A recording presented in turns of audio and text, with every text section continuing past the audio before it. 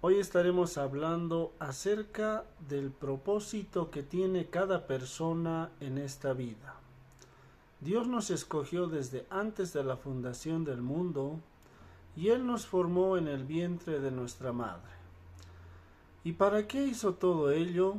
Pues porque todos tenemos un propósito, un objetivo que cumplir en esta vida. Por eso vamos a estar hablando acerca de este tema tan importante, para lo cual debemos saber primeramente quiénes somos. Dios nos puso en un determinado país, en una ciudad y también en una familia con un objetivo muy delimitado y distinto al de otra persona que viva al frente de tu casa o que viva en otro país. Por eso debemos saber quiénes somos. Por otro lado, también debemos descubrir poco a poco el propósito que tiene Dios para nuestras vidas. Y no solamente eso, sino que debemos buscar juntarnos con las personas correctas para cumplir nuestro propósito.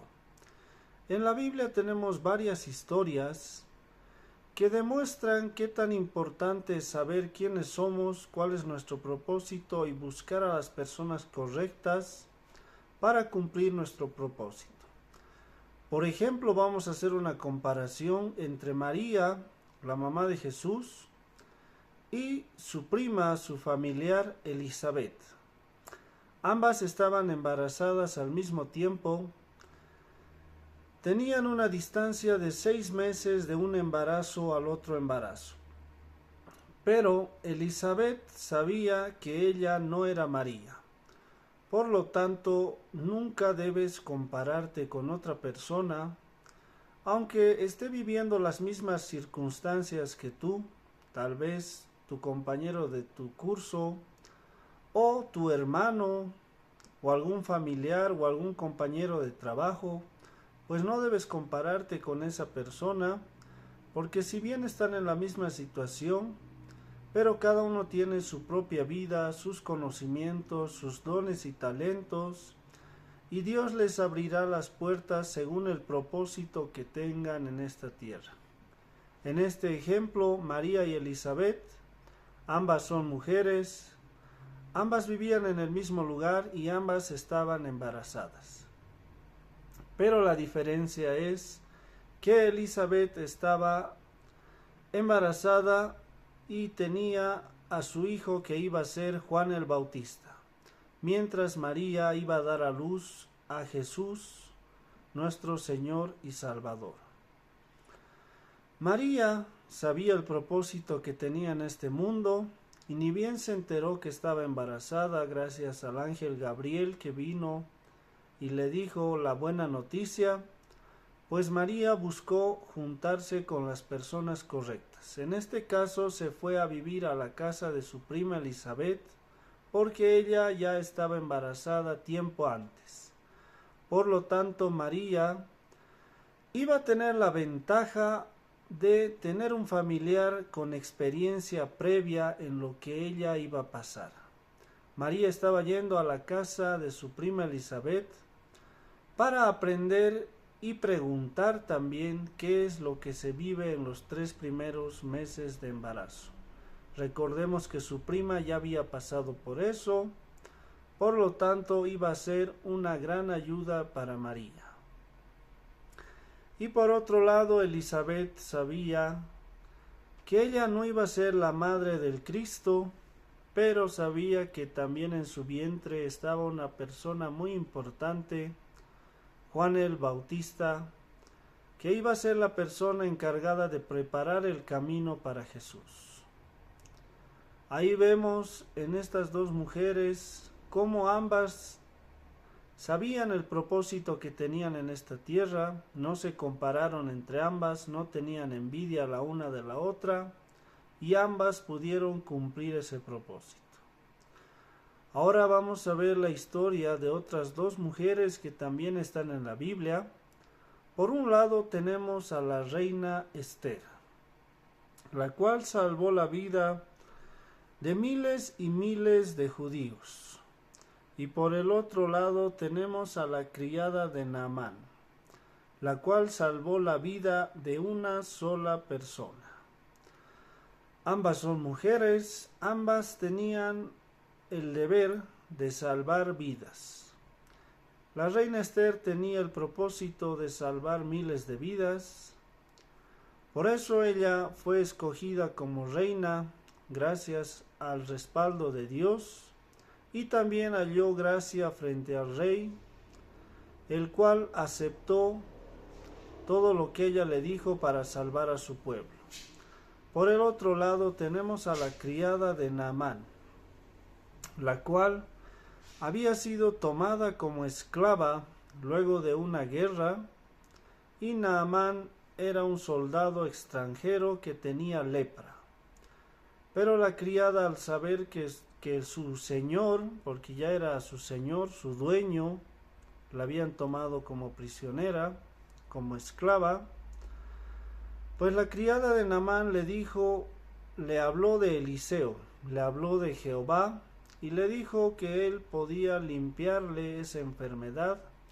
Y Naamán, como cualquier enfermo, no tuvo otra que acudir a Eliseo para buscar la sanidad de su cuerpo.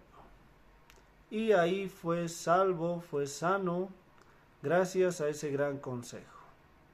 Ambas mujeres también cumplieron su propósito en esta vida. Ya para ir concluyendo, tenemos la historia de dos grandes hombres, dos reyes de Israel. Ambos fueron reyes, ambos tuvieron mucha riqueza gracias a Dios. Uno de ellos fue David, uno de los grandes compositores de la Biblia. Se cree que escribió la mayoría de los salmos, aunque no todos. ¿Quién no conoce a David, el joven pastor que peleaba con osos, con leones, y que un día demostró todo lo que sabía? Toda esa experiencia que él había ganado, la demostró frente a un gigante llamado Goliat.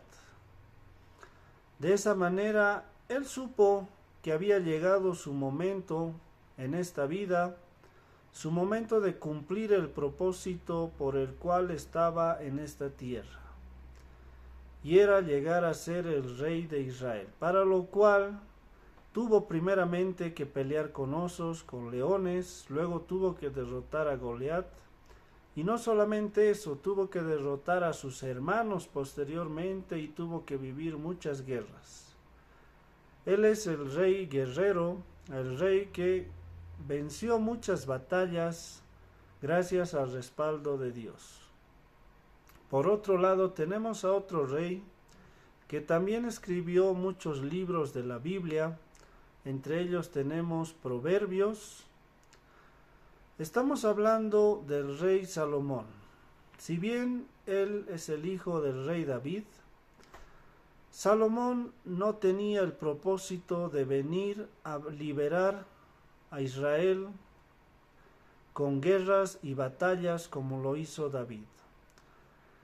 Si bien él era rey al igual que su padre, y también escribió libros de la Biblia, pero él tenía otro propósito en esta tierra, y era el propósito de construir el templo para Dios allá en Jerusalén. Algo que quería hacer el rey David, pero Dios le dijo que no lo iba a hacer él, porque sus manos estaban manchadas de sangre de tantas batallas que había librado.